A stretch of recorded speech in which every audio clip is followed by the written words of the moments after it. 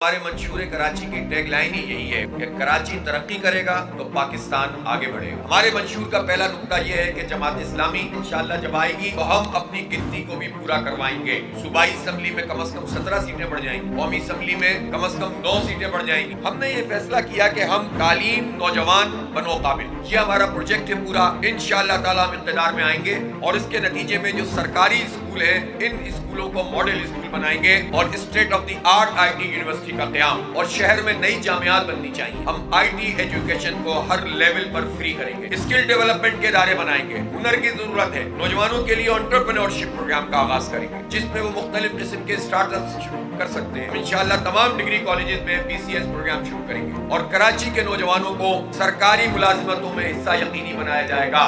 شہر میں اسپورٹس کو فروغ دیا جائے گا، ہر ٹاؤن کے لیول پر اسپورٹس کمپلیکس بنائے جائیں گے۔ گیس کے بحران کے حل کے لیے ہم نے پہلی بات تو یہ ہے کہ اس بات کو یقینی بنایا جائے گا کہ جب آئین میں ایک پروویژن موجود ہے کہ جس صوبے سے گیس نکلتی ہے اس کو ترجیح میں رکھا جائے گا، تو پھر اس پر عمل درآمد یہ حکومتیں کیوں نہیں کرتی؟ آئین کی اس آرٹیکل پر عمل درآمد کروائیں گے، لوڈ شیڈنگ کا خاتمہ کریں گے، صنعتوں اور رہائشی علاقوں کے لیے ٹیرف میں کمی کی جائے گی، نشان زد ذخائر سے پیداوار کو یقینی بنانا، LNG کی خریداری میں جو کک بیکس اور کرپشن ہے اس کو ختم کیا جائے گا اور ورچوئل پائپ لائن کو یقینی بنایا جائے گا۔ انشاءاللہ تعالیٰ یہ K4 مکمل 650 ملین گیلن جلد مکمل کریں گے۔ ہم اس سمندر کے پانی کو میٹھا کر سکتے ہیں۔ مہنگا ضرور ہے، بجلی کی جو مسلسل فراہمی ہے اس کو یقینی بنائیں گے۔ کورٹ میں جا کر یہ جو 20 سال کا انہوں نے ڈسٹریبیوشن کا لائسنس دیا ہے اس لائسنس کو انشاءاللہ کینسل کروائیں گے۔ سب سے زیادہ مہنگی بجلی کے الیکٹرک بنا رہا ہے، ڈسٹریبیوشن اور ٹرانسمیشن کے لیے ایک سے زائد کمپنیوں میں مقابلہ کروایا جائے گا اور پھر اس کے بعد مختلف کمپنیوں کو لائسنس دیے جائیں گے۔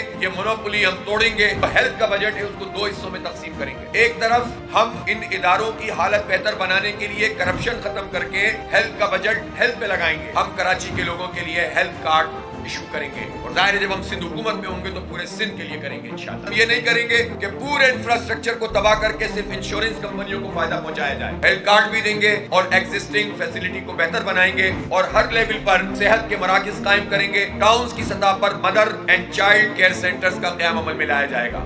اسٹریٹ کرائمز کے خاتمے کے لیے کراچی کو سیف سٹی بنایا جائے گا۔ پولیس کو ریفارمز کی ضرورت ہے، ایک طرف پولیس والوں کی تنخواہوں میں اضافہ اور دوسری طرف اس بات کو یقینی بنایا جائے گا کہ میرٹ پر پولیس کی بھرتی ہو اور کراچی کے جو پرماننٹ ریزیڈنٹ ہیں چاہے وہ کوئی زبان بولتے ہو، کسی نسل سے تعلق رکھتے ہوں، ان کو 70 سے 80% پولیس کے جوانوں میں اور پولیس کے افسران میں تعینات کرنے میں ترجیح دی جائے گی۔ ہم ان موجودہ PRTs کو لائٹ ریل سسٹم میں کنورٹ کریں گے۔ ایلیویٹڈ اور انڈر گراؤنڈ سسٹم ہوگا جو 5 سال میں 5 سے 6 ہزار بسوں کے ساتھ انٹر کنیکٹڈ ہوگا اور ہم پبلک پرائیویٹ پارٹنرشپ میں بھی بسیں لے کر آئیں گے۔ کراچی ماحولیاتی تبدیلیوں کی زد میں ہے، اس لیے بڑے پیمانے پر گرین اسپیسز میں اضافہ کیا جائے گا، بوٹینیکل گارڈنز بنائے جائیں گے اور ایئر کوالٹی جو ریگولیشن ہے وہ ترتیب دے کر ایئر کوالٹی انڈیکس کو 100 سے نیچے لایا جائے گا۔ کراچی کو اس کا ڈیو مالیاتی شیئر ملے۔